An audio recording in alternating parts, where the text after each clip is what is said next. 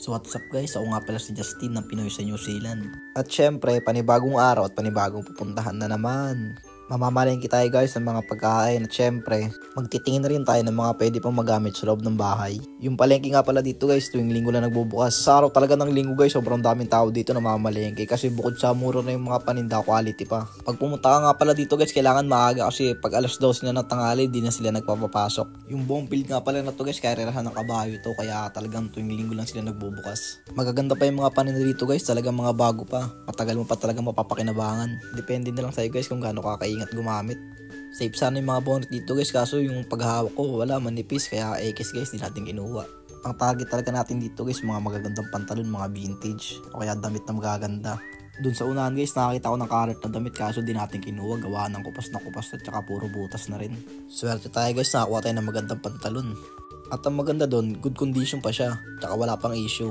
Kaya pag kita natin guys, agad-agad din natin binayaran. $10 nga pala yung bili ko dyan guys. Kaya nang bahala mag-convert sa peso kung magkano. Mura na to guys dito kasi kung sa Pinas mo makukuha to sa mga selector, makukuha mo ng mga 1K plus yan. Marami rin good condition na sapatos dito guys. Swak na swak pang jogging, kaso di pa tayo makapag-jogging ngayon. Gawa nga sobrang lamig sa labas. Kaka na mag-jogging kapag mainit na. Kasi pag malamig guys, parang ang bisingalin eh. Kumuha nga rin pala dyan si Papa guys ng sinker o yung pampabigat sa pang-fishing. Para kung sakaling maputunan kami habang nagpipishing, meron kami yung extra na magagamit. At ang next spot natin ngayon guys, sa mga bilihan na ng mga gulay at mga isda. Kitang-kita nyo naman yan, no? Kinelas pa lang, alam mo na agad na Pilipino. Pinas ko pa nabili to guys, dinala ko lang dito sa New Zealand itong pag-alis namin. Ulitin ko lang guys, tuwili ko lang nagbubukas to, kaya kailangan maaga ka. Kasi kapag tinanghali ka dito guys, baka wala ka ng datan.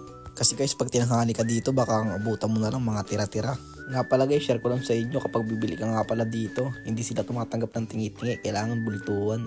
Share ko rin sa inyo guys, tumatanggap sila dito ng card kung wala ang dalang cash. Parehas lang sa Pilipinas guys yung palengke dito sa New Zealand, ang pinagkaiba lang talaga yung klima. Marami rin tayo nakuha guys, gawa nga na maaga tayo pumunta. Pagtapos sa ating mamalengke guys, punta naman tayo sa next spot. Can save yours too.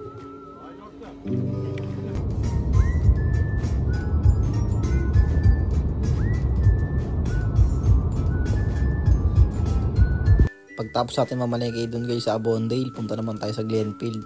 Ano lang to guys, parang Walter lang sa Pilipinas or SM. May bibili lang saglit si mama sa loob guys na pwede magamit sa mga katawan namin. Ang kinuha nga pala ni mama guys, lotion tsaka sunscreen.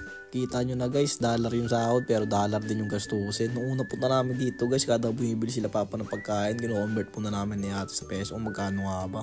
Yun lang guys, peace out.